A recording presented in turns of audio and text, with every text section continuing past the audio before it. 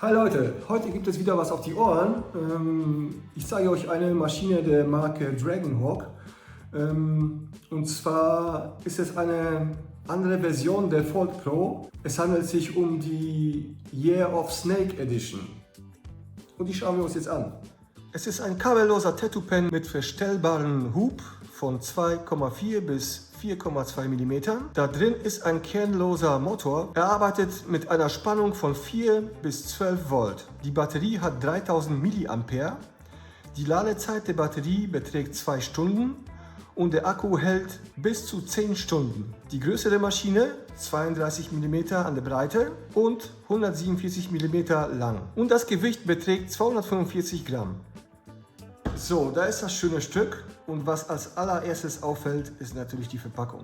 Es sieht einfach wunderschön aus. Also ich glaube, ich habe noch nie so eine geile Verpackung bei Tattoo-Maschinen gesehen.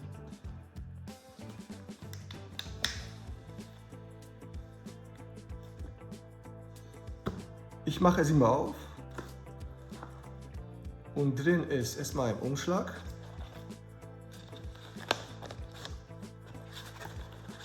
Ich tue das mal zur Seite.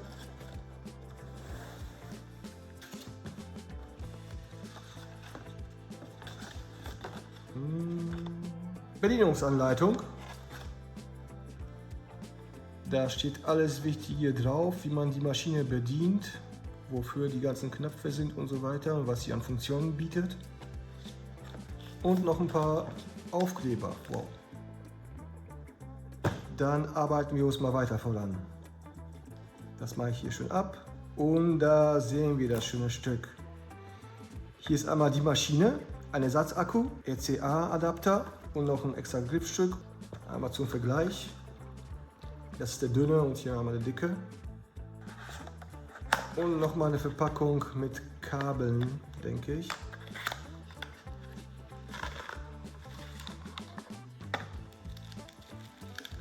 Einmal Ohrringe mit einem Imbusschlüssel, zweimal. Und noch so ein Ersatz, glaube ich, das ist diese Scheibe,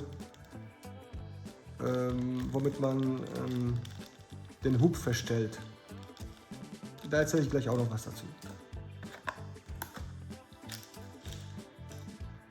Dann einmal ein RCA-Kabel und zweimal ein USB-C-Kabel zum Aufladen.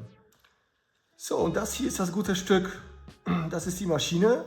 Der Preis der Maschine ist zurzeit bei 260,13 €. Aber ja, 260 €, das ist ja nicht die Welt. Vor allem für Anfänger ist das super. Was als allererstes auffällt, sind hier die Zahlen. Ja, da sehe ich schon, was mich stören wird. Okay. Also hier kann man den Hub verstellen. Von 4,2 mm schrittweise bis auf 2,4 mm. Ich kann mal ein bisschen näher zeigen. 2,4, 2,7, 3 mm, 3,3, 3,6, 3,9 und dann 4,2 mm. Man muss immer gucken, wenn man den Nadelherausstand hier verstellen möchte, dass man die auch wirklich hier festhält. Ne? Weil wenn man das nicht tut, dann verschenkt man mit dem Hub. Zu dem Hub, jeder hat so seine Vorlieben, mit welchem Hub der am liebsten arbeitet. Da kommen Anfänger auf ihre Kosten. Als Anfänger weiß man noch nicht, welcher Hub zu einem am besten passt. Wenn man das Ganze verstellen kann, dann ja, kann man ein paar Sachen ausprobieren und gucken, was einem liegt und was nicht. Also wie gesagt, für Anfänger ist das perfekt, um mal Maschinen richtig auszuprobieren und zu gucken, wie sie funktionieren und wie sie arbeiten. Ich arbeite mit 4,2 mm, hat sich bei mir so ergeben mit der Zeit. Wie das mit dem Hub hier funktioniert, also innen drin, man muss sich Bilder einfach angucken im Internet, aber es hat mit der Scheibe hier zu tun. Die wird irgendwie gedreht da drinnen und je nachdem, wie man sie dreht, so verstellt sich der Hub der Maschine. Es gibt nochmal eine Ersatzscheibe dafür, falls die in der Maschine jetzt irgendwie ausleiert oder kaputt geht. Das finde ich schon mal ganz gut. Aber es gibt auch Ersatz-Ohrringe, ne, falls die mal irgendwie kaputt gehen oder reißen. Dann hat man hier welche als Ersatz. So, ich mache die Maschine jetzt mal an. Das macht man hier auf dem mittleren Knopf. 2 oder 3 Sekunden halten, dann geht die Maschine an. Und da sehen wir das schöne Display. Sehr übersichtlich. Es ist ein Touch-Display, muss ich dazu sagen. Ich glaube, das ist das erste Mal, dass Dragonhawk jetzt ein Touch-Display benutzt. Also ich kenne das jetzt nur von der. Ich glaube, die anderen Fold Pros, die hatten ein normales Display mit, also halt, dass man die Maschine mit Knöpfen bedient hat. Hier kann man auch die Maschine per Touch-Display bedienen. Also zum Beispiel an- und ausmachen, hier auf dem Play-Knopf. Das kann man aber auch hier mit den Knöpfen machen, also mit dem mittleren Knopf. Auf dem Display sieht man erstmal den Akkustand in Prozent. Ich tue das mal ein bisschen näher ran. Darunter ganz groß einmal die Voltzahl, dann darunter nochmal in klein die Arbeitszeit der Maschine. Ganz unten sind nochmal 2 Icons, also Profile kann man von 1 bis 5 durchschalten mit dem Touch-Display. Da kann man sich halt seine Voltzahlen einstellen, wie man das halt möchte. Hier kann man einmal die Arbeitsweise der Maschine einstellen, also entweder Normalbetrieb, dieses DCV, und dann kann man das nochmal auf Dot Walk umstellen. Da kann man die Maschine richtig langsam arbeiten lassen, dass sie quasi den Schlag sehr langsam ausführt, wie beim Dotten. So, ich kann das einmal hier mal zeigen. Ich gehe mal einmal auf Dot Walk, starte die Maschine, die Nadel ist drin und jetzt sieht man, wie langsam die läuft.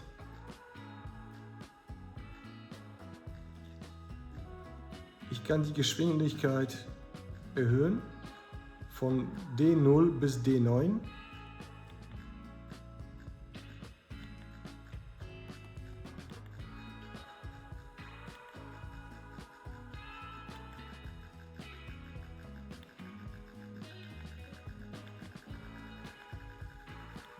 Ja, das ist das Schnellste jetzt. Ob diese Funktion jetzt gut oder schlecht ist, kann ich jetzt nichts dazu sagen, weil ich die einfach noch nicht benutzt habe. Eventuell mache ich noch ein Video, ob das was ist oder nicht. Aber wie gesagt, bis jetzt habe ich das noch nicht ausprobiert. Ja, mit dem Touchscreen kann man auch alles bedienen, was man auch mit den Knöpfen bedienen kann. Wie gesagt, die Maschine auf Play starten, den Arbeitsstil umschalten, die Profile umschalten. Man kann auch die Voltzahl von oben nach unten verstellen. Also wenn man schneller verstellen möchte, dann glaube ich mit dem Touchscreen und dann nochmal mit den Knöpfen feinjustieren. Ich glaube, so geht das am schnellsten. Ich habe die Maschine auch schon eingepackt natürlich. Da macht das Touchscreen auch keine Probleme. Keine Sorge. Ja, die Akkus sind wunderbar, die halten super lange. Ich habe längere Sitzungen damit gemacht, von über 6 Stunden. Ich habe noch nie den zweiten Akku gebraucht. Die halten wirklich sehr lange, die Akkus. Da war gerade mal 2/3 der Batterie leer oder so nach einer Sitzung. Und wie gesagt, ich habe noch nie einen zweiten Akku gebraucht. Was ich noch zu den Akkus sagen muss, ist, man kann auch von den anderen Versionen der Fold Pro die Akkus für die hier benutzen. Es gibt nochmal die normale Fold Pro und nochmal die Year of Dragon, glaube ich, Edition. Und da könnt ihr die Akkus einfach auch mit hierfür benutzen. Ne, falls ihr die hier zu groß findet oder die zu breit sind, ihr das Touchscreen nicht mögt oder was weiß ich was, dann könnt ihr auch die anderen Akkus dafür benutzen. Man hat hier noch diesen RCA-Adapter, den kann man auch hier drauf machen, falls man gerne mit Kabel oder mit einem Fußpedal arbeitet. Dadurch ist die Maschine auch wesentlich leichter. So mit dem Akku ist sie, glaube ich, bei 245 Gramm. Ohne weiß ich nicht, aber das ist schon einiges an Gewicht. Ja, wie gesagt, auch wenn die Akkus kaputt gehen sollten, ne, man kann sich welche nachbestellen bei Dragonhawk. Dann haben wir hier nochmal einen anderen Griff, der ist etwas dicker. Ja, ich glaube, er liegt sogar besser in der Hand als der schmale. Ich arbeite aber generell gerne mit schmalen Griffen. Aber der liegt wirklich besser in der Hand als der schmale hier. Wiegen tut er auch nicht viel mehr. Ich glaube, fast gleich vom Gewicht her. Vielleicht etwas schwerer. Was mir sehr an der Maschine gefällt, ist, dass sie sehr leise und sehr ruhig läuft.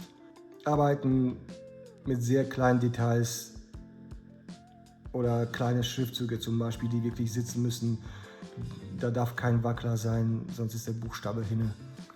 Und je ruhiger die Maschine dann halt läuft, desto besser ist es, ne? Desto leichter ist das für einen, das Tattoo so zustechen, wie es sein soll. Ja, also dann natürlich die Qualität der Maschine, die sehr robust, da wackelt nichts. Manchmal, ich habe einige Maschinen, wo der Griff hier wackelt, ne? Aber bei denen hier ist das wirklich alles sehr gut gebaut, sehr robust, da bewegt sich nichts, keine Teile wackeln. Sie kommt auch mit großen Nadelformationen klar.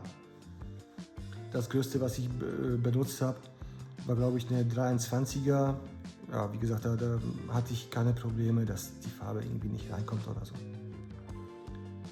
Also der Punch der Maschine ist auch super. Sie braucht sich da nicht verstecken. Das Verpacken der Maschine. Sie ist hier im hinteren Teil ziemlich breit. Ich verpacke die Maschinen gerne in Clipcord-Folie. Die Clipcord-Folie, die ich hier habe, die passt gerade eben auf die Maschine. Die ist dann wirklich sehr stramm hier drauf. Das stört mich ein bisschen, weil ich dann Probleme habe, das Clipcord einfach hier drauf zu machen. Aber es gibt auch Clipcord-Folien, die sind, mein Lieferant hatte die jetzt nicht, aber es gibt auch welche, die sind breiter und da sollte dann halt kein Problem sein, die zu verpacken. Also das waren die Pros und Kontras der Maschine. Für wen würde ich die Maschine empfehlen? Ich glaube, die ist für jedermann geeignet. Vor allem für Anfänger ist das gut, mal Sachen auszuprobieren und mal ein bisschen Erfahrung zu sammeln und zu gucken, was einem liegt und was einem nicht liegt. Ja, ich hoffe, euch hat das Video gefallen. Abonniert meinen Kanal, ja, liked das Video, das hilft mir weiter.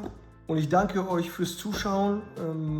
Durch jeden Zuschauer, durch jeden Abonnenten komme ich weiter.